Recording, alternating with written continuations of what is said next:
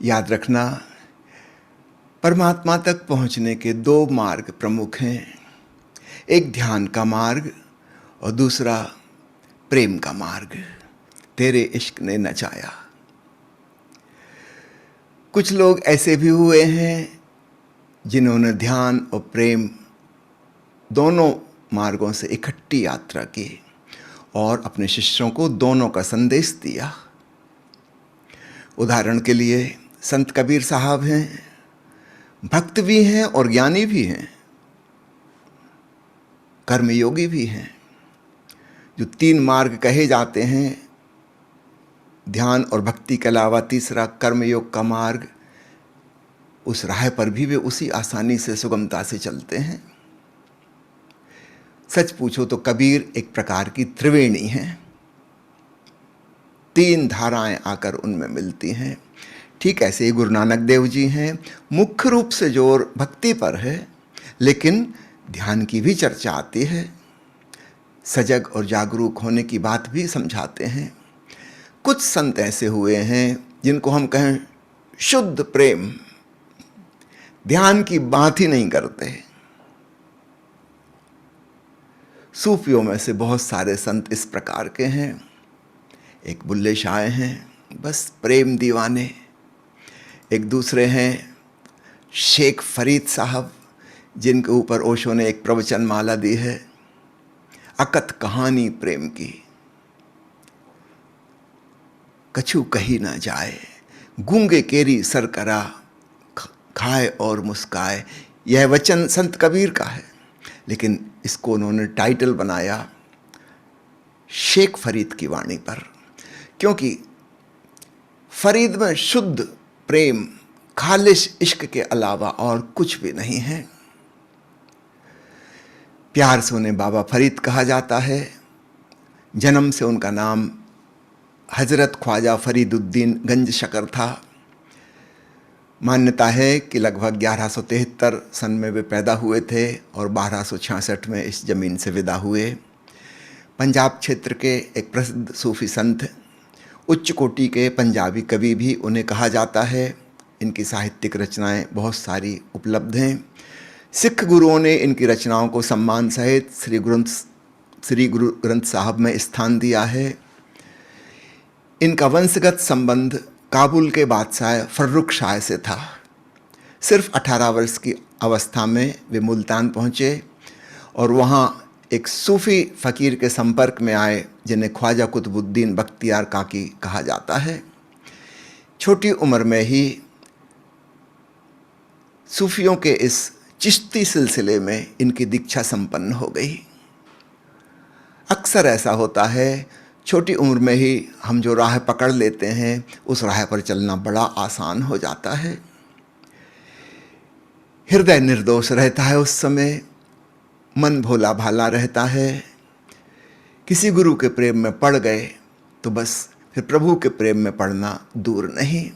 गुरु बीच की एक कड़ी है, क्योंकि संसार में ऐसा अन्य कोई व्यक्ति नहीं है गुरु के अतिरिक्त जहाँ पर हम प्रेम की पराकाष्ठा को देख सकें।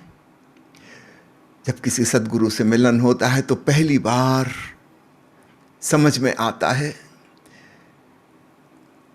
कि हम इंसानों के पार भी कुछ है, कुछ डिवाइन, कुछ अलौकिक, कुछ दिव्य।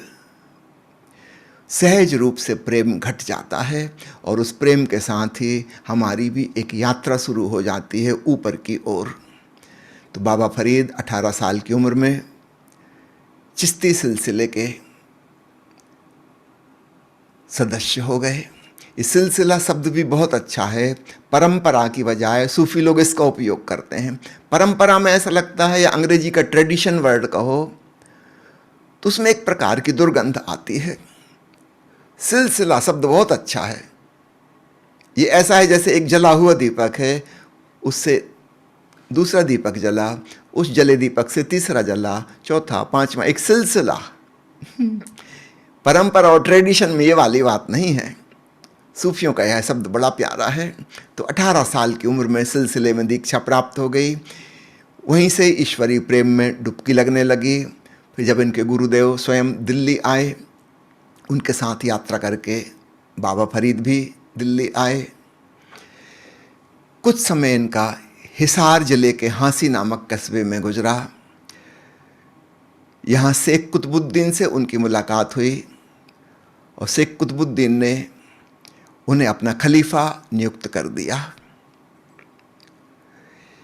किंतु दिल्ली राजधानी, वहाँ की भागदौड़ भरी जिंदगी और शोर शराबा इनके शांत प्रकृति के अनुकूल नहीं था। अतः कुछ दिन बाद फिर दिल्ली छोड़कर ये हांसी चले गए। वहाँ से कोतवाल और बाद में दीपालपुर से करीब 28 मील दूर दक्षिण पश्चिम की ओर एक एकांत स्थान इन्होंने चुना, जिस जगह का नाम अजोधन था। बाद में फिर वह जगह पाकपट्टन कहलाने लगी। ये नाम शेख फरीद ने ही दिया था। पाकपट्टन यानी शुद्ध स्थान, निर्मल स्थान। तो अजोधन का नाम ही धीरे धीरे परिवर्तित हो गया। अपने जीवन के अंतकाल तक वे वहीं रहे। यह स्थान फिलहाल पाकिस्तान में है। एक पवित्र तीर्थ स्थल के रूप में बाबा फरीद की समाधि वहाँ पर है। मुहर्रम की 5 तारीख को उनकी पुण्यतिथि में वहाँ पर एक बहुत बड़ा मेला लगता है। भारत में महाराष्ट्र में नागपुर में भी एक पहाड़ी जगह पर बाबा फरीद के नाम पर मेला लगता है। कहा जाता है कि बाबा फरीद हिंदू योगियों के निकट संपर्क में आए। काफ़ी लंबी लंबी वार्ताएं हुई हैं। कहा जाता है कि अपने हिंदी समझने वाले शिष्यों के लिए इन्होंने जिक्र का अनुवाद जाप किया। एक बड़ी महत्वपूर्ण पुस्तिका है यह, जिक्र। जिक्र का मतलब जाप सूफी भाषा में, तो उसका इन्होंने अनुवाद हिंदी में किया। गुरु ग्रंथ साहब में इनके 112 श्लोक संकलित किए गए हैं बड़े सम्मान के साथ। बाबा फरीद के शिष्यों में हज़रत अलाउद्दीन अली अहमद साबिर कलियरी और हज़रत निजामुद्दीन औलिया को अत्यधिक प्रसिद्धि प्राप्त हुई है। सन 1966 में बाबा फरीद का देहांत हुआ। वर्तमान समय में भारत के पंजाब प्रांत में फरीदकोट नाम का शहर बाबा फरीद के नाम पर ही उसका नामकरण हुआ है। कहा जाता है कि बाबा फरीद वहाँ भी लंबे समय तक रहे हैं। बाबा फरीद का एक वचन शायद आपने भी सुना होगा,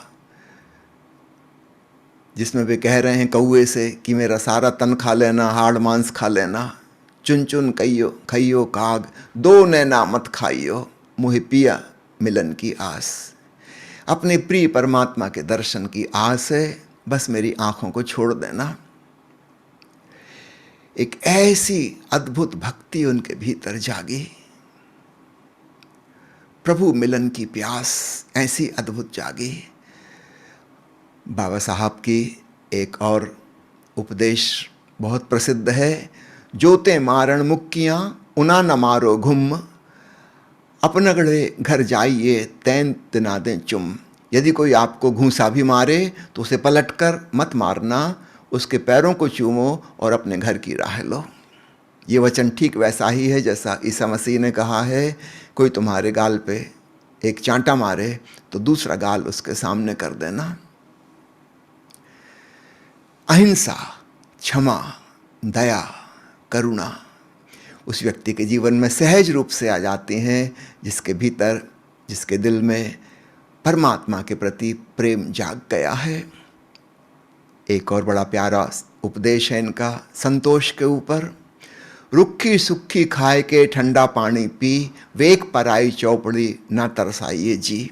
अर्थात रूखी सूखी रोटी जो मिल जाए उसे खाओ और ठंडा पानी पी के मज़ा करो। दूसरे की चुपड़ी हुई रोटी देखकर ईर्ष्या मत करो। प्रभु ने तुम्हें जो दिया है उसके प्रति धन्यवाद भाव से भरो।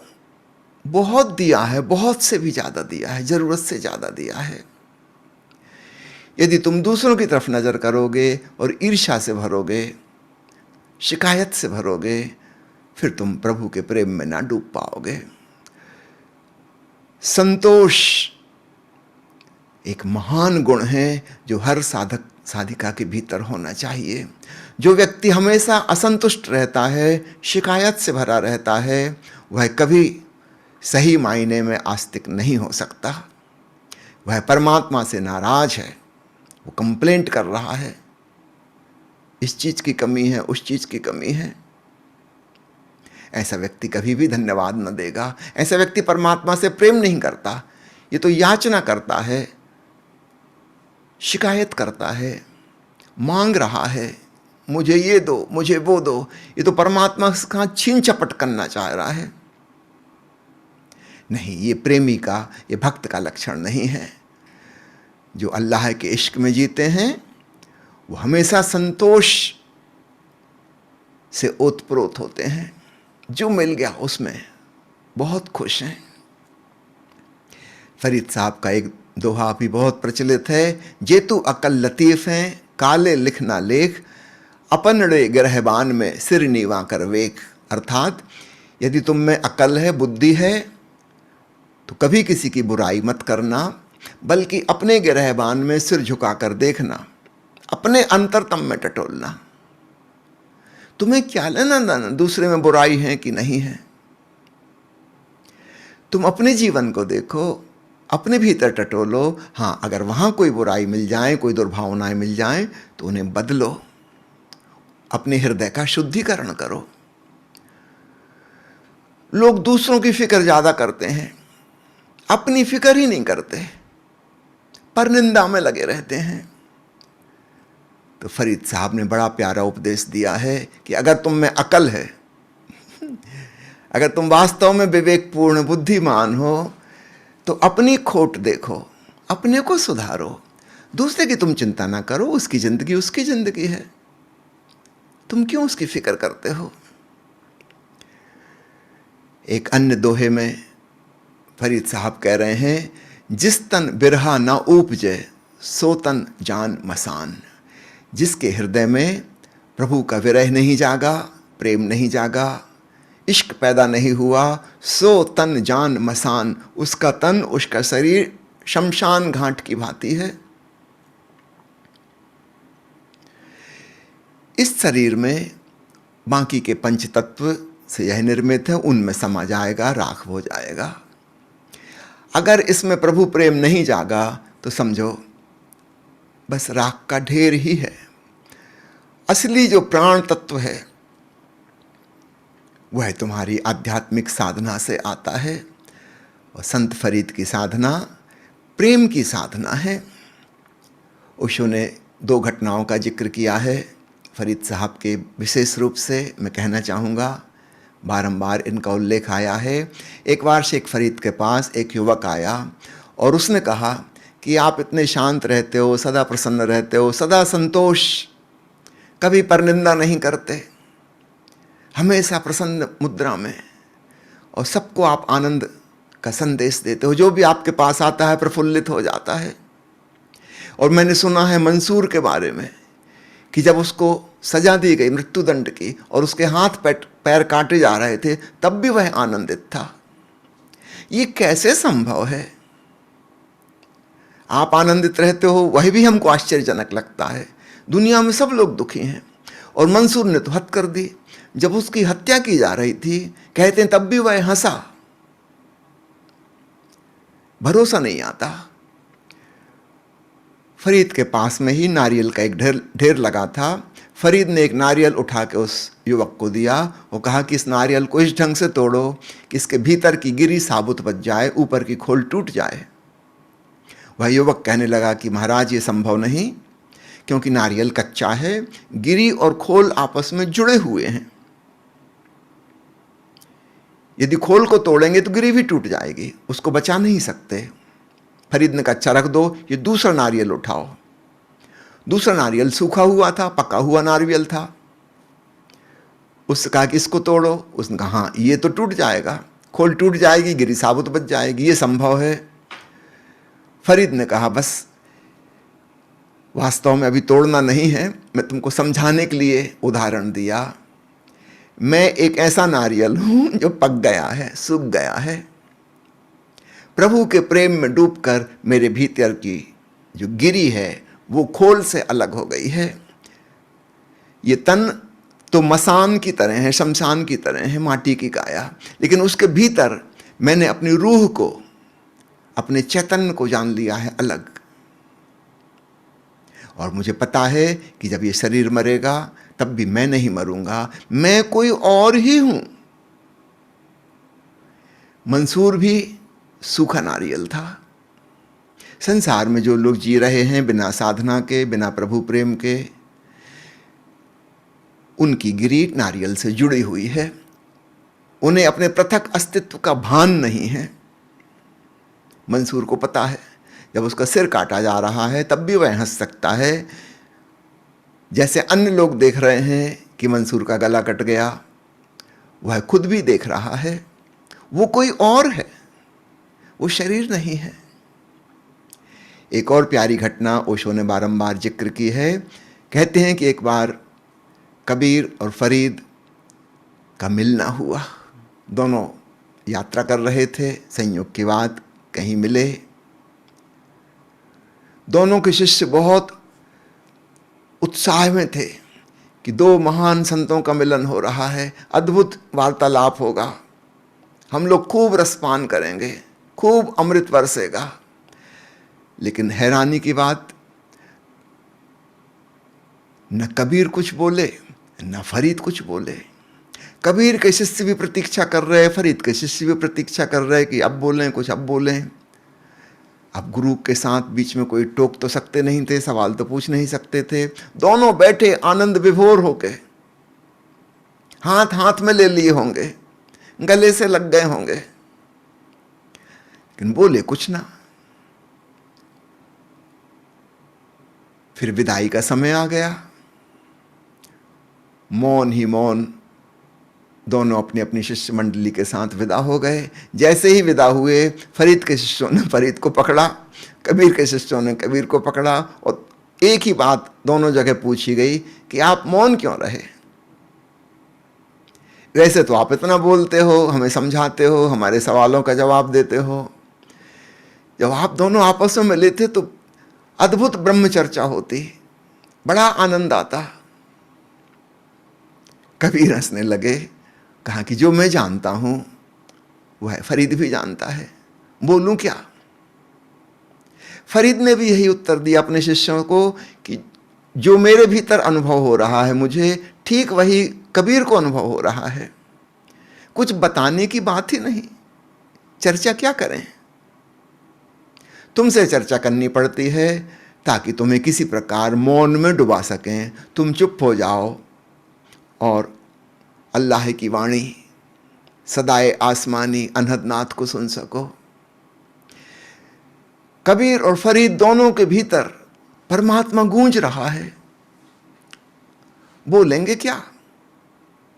सब बोल जहां समाप्त हो गए, सारे विचार खत्म हो गए, सारे शब्द जहां खो गए, वहां वह निशब्द की धुन गूंज रही दोनों के भीतर। दोनों आनंद मगन हैं, रस विभोर हैं, बोलने की कोई बात ही नहीं है। असली बात तो हो गई। ओशो ने बारंबार इसकी चर्चा की है, और जब उनकी एक किताब छप रही थी जिसमें कबीर साहब के वचन और फरीद साहब के वचन दोनों पर इकट्ठे व्याख्यान एक ही किताब में छप रहे थे, तब ओशो ने उसका नाम रखा, न आंखों देखा न कानों सुना। अद्भुत है यह नाम, ऐसा शायद कभी हुआ नहीं, कबीर और फरीद जैसे दो लोग मिले हों। ओशो के प्रवचन में, इस किताब में मिल गए। अद्भुत चमत्कार हुआ, और इसलिए कबीर साहब का वचन अकथ कहानी प्रेम की, इसको ओशो ने टाइटल बनाया फरीद के वचनों पर दिए गए व्याख्यान माला का। मिल गए दोनों, मिले ही हुए हैं। संत ऊपर ऊपर से अलग अलग लग सकते हैं, भीतर से वे एक ही हैं। ऊपर से उनकी अभिव्यक्तियां कितनी ही भिन्न हों, यहां तक कि परस्पर विरोधी हों, ऊपर से एक दूसरे के दुश्मन जैसे मालूम पड़े दोनों, फिर भी भीतर से वे एक हैं, अनन्य हैं। एक ही परमात्मा दोनों के भीतर निवास कर रहा है, और दोनों के मुखारविंद से वही अभिव्यक्त हो रहा है।